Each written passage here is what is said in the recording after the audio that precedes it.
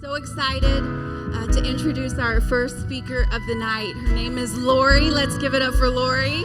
Let me tell you a little bit about Lori. She's going to come and stand right here beside me.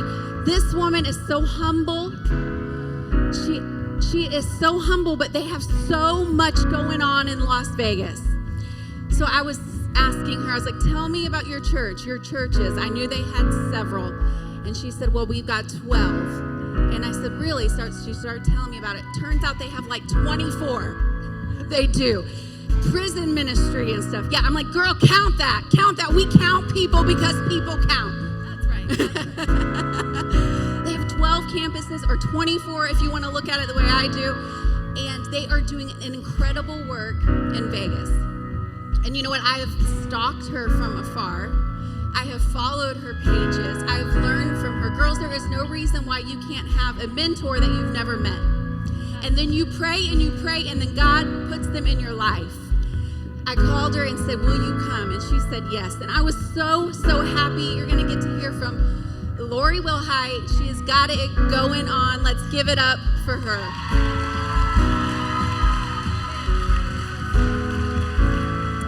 Well, hello, ladies. How are you? I am so excited to be here with you. Let's give it up for your amazing pastor, who's incredible. This crazy incredible team. Oh my gosh, that worship was amazing. I hope you know how blessed you are, because wow, it is awesome. It's awesome. Well, I bring you greetings from Las Vegas. I think we should probably start with the fact that there are churches in Las Vegas. So we have been in Vegas for about 16 years, and it is awesome. We love it. We get to be part of God changing Sin City into Grace City, because we believe that what the Bible says, that where sin abounds, grace abounds all the more. And it is awesome. And Vegas is a normal place until it's not, which is pretty regular. Now, I brought a picture of my family so that you can see them. There's my handsome husband. That cute little girl there is my 18-year-old daughter, Emma, who has just started her freshman year of college. And that very handsome guy on the end is my 15-year-old, 6'3", adorable, gentle giant, Ethan. So we've been raising our children in Vegas for the last 16 years. You can pray for us. We were driving down the freeway one time, heading home from just a pizza night, just a normal night out having pizza. And my kids were pretty little. I think Ethan was about 4 years old, and he was in that stage, moms, you know the stage, where everything is a question. He would say, what's your favorite superhero? What's your favorite color? What's your favorite food? What's your favorite? What's your favorite? What's your favorite? And we were driving down the freeway, and there were one of those very famous Las Vegas billboards. And he said, Emma, which one of those naked girls is your favorite? Because mine's the one with the brown hair. And all the oxygen got sucked out of our minivan, and I flipped around to him and I said, Ethan, we do not have favorite naked girls, because we don't play favorites. I don't know why I said it. I don't know. It was not a good parenting moment. So you can pray for us in Vegas, but those little darlings call me mom. They do call me mother when they are annoyed at me. My husband calls me babe. My dad calls me kiddo. My mom calls me sweetie. My brother calls me sis. My friend Allie that I brought with me calls me boss lady. And the people around my church tend to call me Mrs. Pastor. All of those names I love, and I wear them with pride, and they're awesome. But I do haul a few names around with me that aren't so great. Names like not enough, insecure, broken, depressed, overwhelmed. I have those names I've hauled around too, and they have been such a heavy weight in my life. That's why I'm so glad that your theme is I am victorious, because victory for me has been the theme of my life for the last 3 years. It's so important. And if you're like me and you've had some names that you've been carrying around, there's a really beautiful verse in Revelation 2:17, and we're going to bring it up here on the screen. And when we get to the highlighted word, just kidding, it's not highlighted, but I'm going to stop. And when I tell you to yell, I want you to yell out the very important word. That's why we make sure people are awake in the room. Are you with me? All right. Revelation 2:17 says, I will give to each one a white stone, and on that stone will be engraved a what? A new name. A new name that no one understands except for the one who receives it. A new name. I need some new names in my life. I have some names that I need to trade off. But if we're going to take on the new name that Jesus has for us, then we got to be willing to shed some of the old names that have haunted us and followed us and held us back. So the first thing we got to do is find freedom from insecurity. Is anybody willing to raise their hand and say, yeah, I've been insecure? I've carried that name around with me. A while ago, I was speaking at a conference, and one of the things when you're speaking at a conference is you got to put some thought into a cute outfit. There are important things about, what you're going to teach, but one of the important things is to pick out a cute outfit. So I had picked out these really cute, torn up, destroyed jeans that were embroidered with flowers, and I was thinking I looked pretty cute. And at the end of my conference, I had this girl come up to me, and she said, Lori, I have never loved you more than I love you today. And I thought, oh my goodness, I have said something that has so impacted her life. But before I could even be proud of myself, she said, it's your knees. And I thought, that's kind of weird. Okay.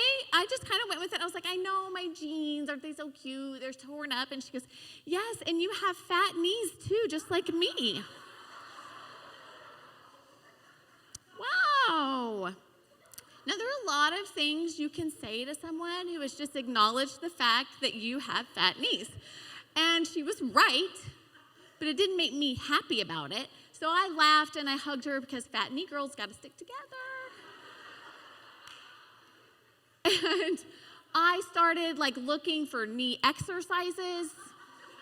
I want you to know, in case you're wondering, they do not make knee spanks to try to help that out. I'm stuck with the fat knees that I have. And so what I wasn't stuck with were those jeans. So when I was Marie Kondoing my house, I decided those jeans did not spark joy in my life. And so I took them because what they sparked was insecurity, a little bit of hurt, and I decided to give them to some skinny-kneed person so they could spark joy in her life. We all have things that make us insecure. Have you ever had one of those days that's crazy busy and you're trying to finish all the odds and ends and you go to your kid's closet and you're trying to find them clothes that are clean. Any clean clothes will do. Anything that's clean, anything that's not stained by Kool-Aid or something hanging in the closet. Or you go to your living room and you pick up the action figures that are everywhere and you know in 5 minutes they're going to be back because children can make a mess in 5 minutes. And then you go to the cupboards because you know you have to make dinner and they're empty because you haven't been to the grocery store in too long and it's PB&J again. And then you sit down on your couch and you open social media. And then you see your neighbor. She has a picture of her kids and their clothes are clean and they're ironed and they're so cute. And then you open something and you see your coworker and her house looks like it popped right out of HGTV. And then your neighbor, she's been making a Top Chef worthy meal for her vegetable eating children all day. And you start to feel insecure. We're not happy for them. We're really sad for ourselves. And instead of feeling joy and happiness for our friends, we begin comparing our lives to theirs. And we start to think that we are just not good enough. Insecurity wells up because comparison is the internal measuring tape that we keep in our back pockets, and we use it to measure our deficiencies against the highlights of everybody else's lives. And when we do that, we always come up short. And if we allow comparison residence, it will occupy a space in our minds and it will limit our potential and it will hold us back. Instead of looking at everything that God has given us, and he has given us so much, hasn't he? We become laser focused on the achievements and the talents and the highlight reels of somebody else's life, and we just end up hating the little that we have.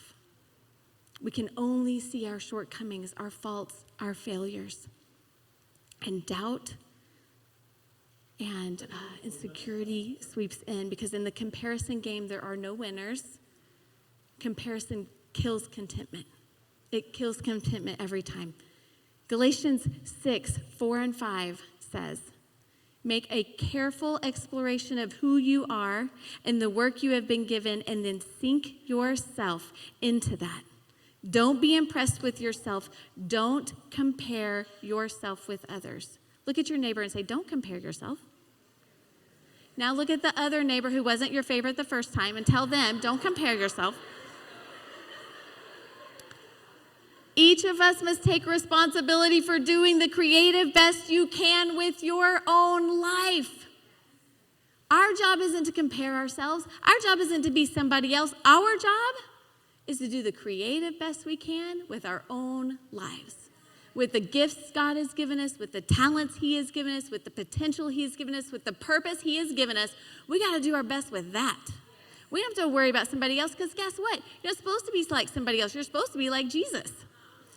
And so we got to let comparison go so that we can claim, my name is confident. And confidence is a game changer. And that's a name I want to have. The second thing we got to do is overcome not enough. We got to overcome not enough. One of my favorite things to do when we sit with couples is to hear their how did they meet, how did they marry kind of story. I wish I could hear yours, but I have a microphone, so you're going to hear mine. Okay. So when I was in college, I was home for Christmas, and I was sitting at church. And this really cute pastor got up and started talking. And I thought, you know what? I think he's looking at me. And then I thought, that's completely inappropriate. But he's cute, so I'd like to meet him. And so I convinced my parents that we should not go out the door closest to where we parked. We should go out the door where that really cute preacher was standing. And so as we inched kind of toward him, I started getting really nervous. I wasn't sure, and we were about 3 feet away. I totally chickened out, grabbed my parents, and ran out the side door. Did not meet him. When I was home for spring break, I was interviewing at the church to be the senior adult intern because I was an early childhood major, and it just made total sense that that was the job I should have. So I was doing a lot of interviews, and I was in and out of the church a lot, and so some of the gals on staff started telling Judd, hey, there's this other girl that you haven't met, and she's single, and you guys should meet. And he said, I don't even know who that is. So he went out and got our church pictorial directory. Come on, somebody who's been in church a long time. Yeah, the church pictorial directory, and opened it up and said, that's that girl in the black dress from Christmas, because he was looking at me. And so he called me up on a Saturday morning at 8 o'clock on my spring break. Big shocker, I was sleeping. My mom thought he was a telemarketer. She was rude to him until she realized it was her pastor, and then it got better. So I called him back, and he said, hey, I just wanted to take you to coffee to encourage you. Worst pickup line ever, totally worked. So I went and met him that day for coffee, and it was awesome, and I came home and told my mom, I want to marry a guy just like that, or that one, I'll take that one. And so it was great. We had this kind of whirlwind, long-distance romance while I was at college, and over that summer, he was on a mission trip to Russia, and on a plane back to Texas, where we're from, he asked our pastor what he thought about asking me to marry him. And he said, Judd, your wife will make you or break you in ministry. And there's a lot of truth to that. But when you're 20 years old and you don't even know who you are, that's a lot of weight to carry. That I loved this very talented, very gifted, very passionate, obviously called to ministry guy. and I had the potential to mess it up, I was terrified, absolutely terrified. I spent the first probably 10 years of our marriage making out a mental list of all of my failures and shortcomings. Because I thought if I was like crystal clear on that maybe somehow I could avoid those things so I wouldn't mess things up. If I could just filter everything, filter my life, filter my words, keep everything in, then maybe, just maybe, I wouldn't mess it up. It was a really difficult season in my life. And I'm not the only leader who has felt that way.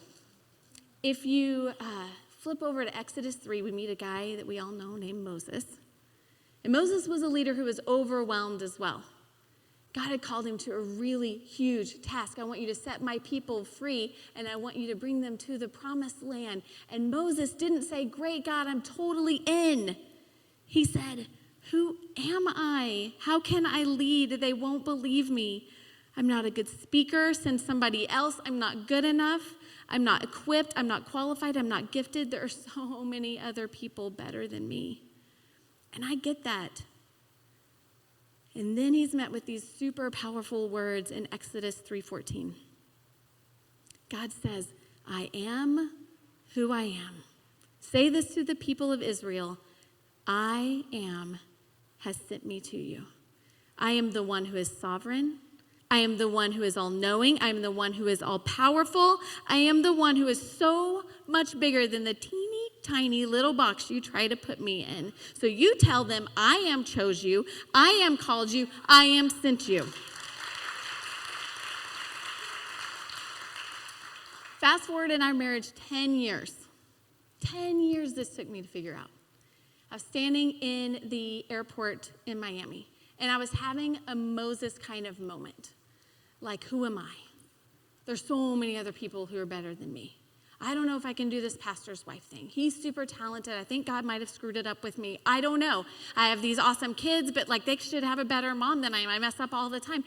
And I had this friend who literally in the TSA line in the Miami airport put her bags down, put her hands on my shoulders, and she said, Lori, I just got to ask you, do you believe God's sovereign? And I was like, easy church answer, yes, I do believe he's sovereign. And she said, then I gotta ask you, do you not think he knows what he's doing? Do you think he knew who the church needed as their pastor's wife? Do you think he knew who Judd needed as his wife? You've got those great kids. Do you not think God knew the mom they needed? And that was harder for me to answer because that was not an easy church answer for me. I had to stop. I had to take a deep breath and decide, do I really believe God's sovereign? In all my not enoughness, and there's a lot of not enough, do I think God knows what he's doing? So I want to put my hands on your shoulders today and I want to ask you the same question. Do you believe God's sovereign? Do you think God knew exactly who your family needed when he chose you to be in it? Do you think God's sovereign? Do you think he knew the person he needed in your role, in your job when he chose you and put you there? In your marriage, in your friendship circle? Do you think God's sovereign? Because if he is, and I do believe he is, that will change everything. And it will allow us to take that not enough name and set it aside. Because we can declare, my name is enough. The third thing we've got to do is conquer damaged. We've got to conquer damaged. A few years ago, we had a guy who showed up at my church, and he wanted to speak to my husband. Now, it was one of those days that he had meetings, like back to back to back to back to back to back meetings. He was in the counseling appointments. He was meeting with family after family after family. So he came in, he wanted to talk to Judd, and our team said, I'm so sorry, he's meeting with someone, but we can grab you another pastor, we can pray with you, or we can help you set up an appointment with Judd. And he was mad, and he left. A few hours later, he came back, and he said, I want to talk to Judd. Guess what? still in meetings, still counseling families. And they said, we're happy to go get you another pastor. We're happy to pray with you, or we can help you set an appointment. No. He came back again. Same scenario. He left furious until he drove his car through the doors of our church at 3 o'clock in the morning, did a little demolition derby around our lobby, drove down a hallway, through some fire doors, crashed into a wall, turned, drove down that hallway, crashed into an entire room, made the corner down our back hallway, got stuck because it's skinny. But don't worry, he was fine. He could do more damage because he had brought large rocks with him. So he climbed out his window, kept going around, and he put holes in the wall. He broke glass. He broke video screens until he met a bunch of police officers in the lobby who tased him 3 times. Now, I hope for you, you know what? We can do drive-through weddings right at our church. It's good. It's all good. I hope for your sake that you've never had someone drive their car through your house or through your church. But I'm willing to bet you've had someone drive their car through your heart, cause all kinds of damage, do a little demolition derby, pull out the rocks, break off chunks of your heart. I felt broken by people, by betrayal, by gossip, by hurt, by disappointment. And I bet you have too. Hopefully, you haven't had that in your life, but I bet we've all felt busted up, full of holes and damaged. Maybe your best friend gossiped about you and your family. Maybe the criticism you're facing at work is so intense and it feels unending. Maybe your coworkers are fighting every decision you're trying to make. Maybe your marriage is hanging on by a thread. Maybe your kids are making decisions. It's breaking your heart. Maybe there's betrayal or disappointment or hurt. You just feel damaged. I read about this Japanese art form called kintsugi. It means to patch with gold. And what they do is these artists take broken ceramics or broken pottery and they put it back together. And usually when you restore something like that, you restore it so that the cracks and the imperfections are hidden. But in kintsugi, what they do is they take precious metals like gold and silver and copper, and they use that to fuse the cracks, to highlight them, to show the beauty in the cracks. And isn't that just like our God? He doesn't hide our mistakes away. He doesn't hide the imperfections in our lives. He comes in, he puts us back together and makes us more beautiful than we were to begin with. We just have to let him in. His grace means that all of our mistakes serve a purpose and not shame if we'll accept his grace, if we'll let him put us back together. In our 22 years of ministry, I have had plenty of dings, scratches, criticism, betrayal. I have went through a very dark season of depression, but I'm not damaged. I have been dinged, but I'm not damaged because I haven't been tossed away just yet. Because when we sustain dings and we wonder if we can bear one more, we remember that we do have a choice before us. We can allow those dings to permanently damage us, sideline us, take us out, or we can let God do his restoration work in our lives. It is as simple and as incredibly complicated as that. You may feel dinged today, but you are not damaged, not permanently. You've been positioned right here, right now, to be the person God created to make a difference in the lives of the people around you. Our influence is not to promote perfection, but to affirm authenticity. When we become vulnerable and authentic, we are saying to others, it is okay to not be okay, and it's okay to do the same, to be authentic and vulnerable in your life too. We are most effective when there is a genuineness that flows through our everyday lives. Many of us make an attempt to hide our perfections. We get pretty good at wearing masks. You may walk into the church lobby and people ask you how you're doing and you smile and you say, I'm just fine, except you're not. Things are not fine. You're hurting. you're sad. And we try so hard to hide that away, but we don't have to. What if instead we tore down that platform of perfection and erected authenticity in its place? Because people are craving to see our real lives. They're craving to see how we will let God work in our lives, because if God can work in our lives, he can work in theirs too. We just have to be willing to show them. And if we're willing to do that, we can say, my name is restored.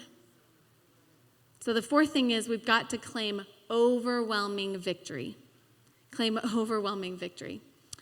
I stress fractured my right foot when I was pretending to be a ballerina after I heard my friend do an entire message on point in point shoes. I've stress fractured my left foot just a couple of months ago when I was running backstage at our church in my heels, which I knew I shouldn't have done, but I tripped on some cords and stress fractured that. I broke my left ankle running down a hill on a mission trip in Mexico.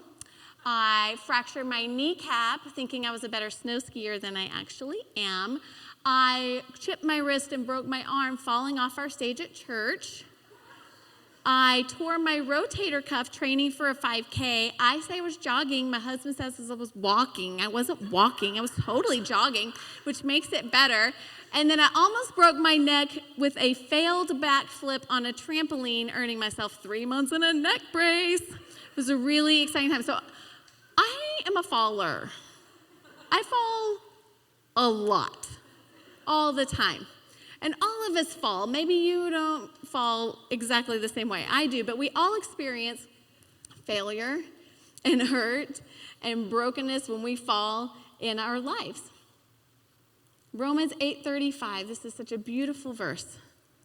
It says, can anything ever separate us from Christ's love? Anything. When we fall, when we mess up, when we make mistakes, can anything separate us from Christ's love? Does it mean he no longer loves us if we have trouble or calamity, or are persecuted or hungry or destitute or in danger or threatened with death? No. Despite all these things, what does it say? Overwhelming victory. Overwhelming victory is ours through Christ who loved us. Overwhelming victory. But what if our circumstances don't change? What if the last thing we feel is victorious? Overwhelming victory is still yours. What if you've gone through a divorce? What if your child struggles with learning disabilities? What if you fell off the sobriety wagon?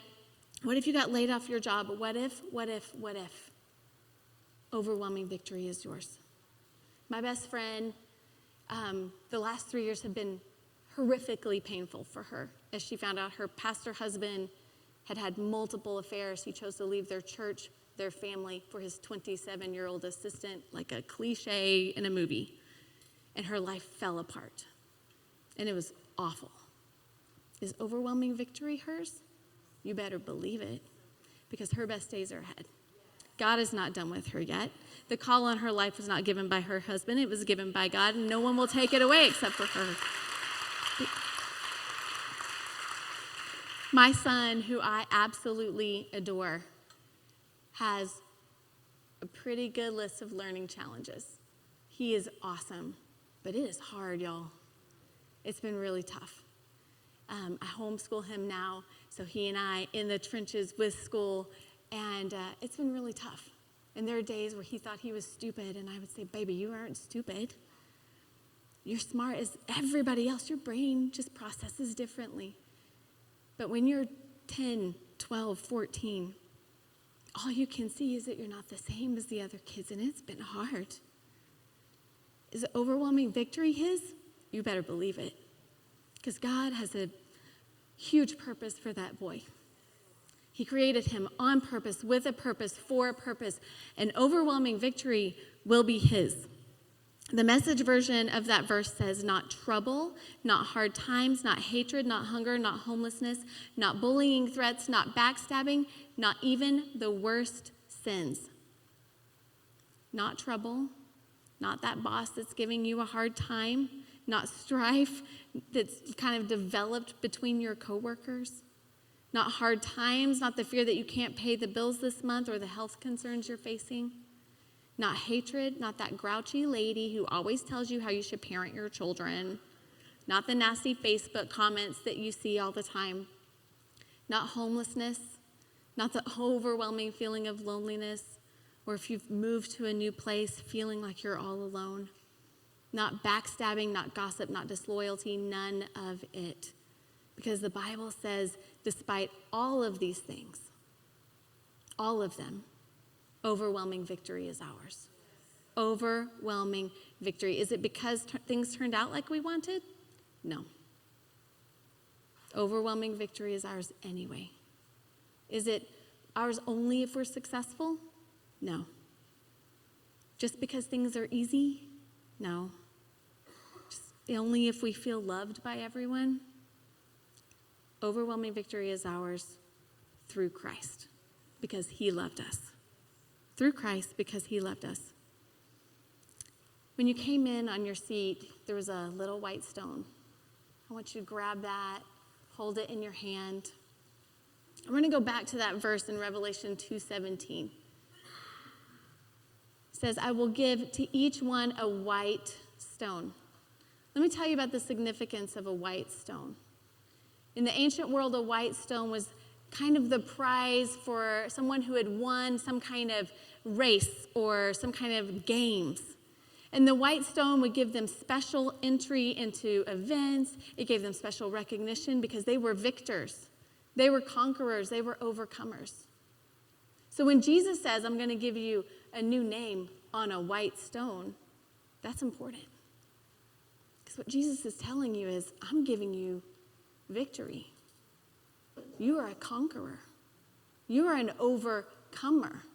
So all of those names that have held you back, we don't have to have those anymore. Jesus has declared us victorious. So I want you to sit for a minute and hold that in your hand, and I want you just to have some time with God. I want you to think through the names that have haunted you and followed you and held you back.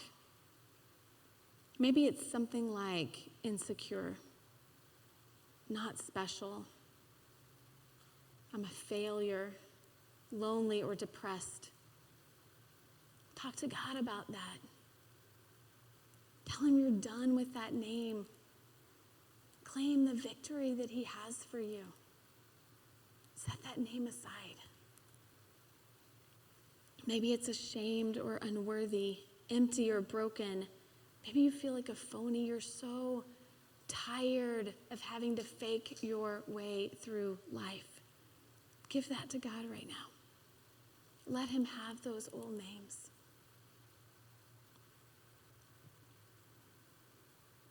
Maybe you feel forgotten, unloved, unappreciated, overwhelmed.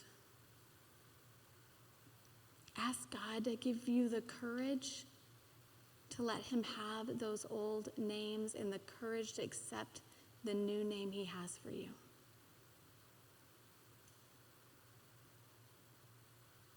Maybe you're angry, or you feel defined by your bitterness. You're exhausted, or you're just ready to quit. That doesn't have to define you anymore. Because God has declared you a victor. He has declared you an overcomer. He has declared you a conqueror. You are victorious. Jesus. We love you, God, and we are so thankful that you know the names that we carry around with us. And they may be different for everybody here in this room, but you know them. And if these ladies are like me, we've got a lot of names that we carry around that we don't need to anymore. Names that maybe the playground bully called us, or a parent, or maybe it's that tape that goes on in our heads, that negative self-talk. And we carry around these names, God, and honestly, that we're just tired of it. We don't want to carry them around anymore.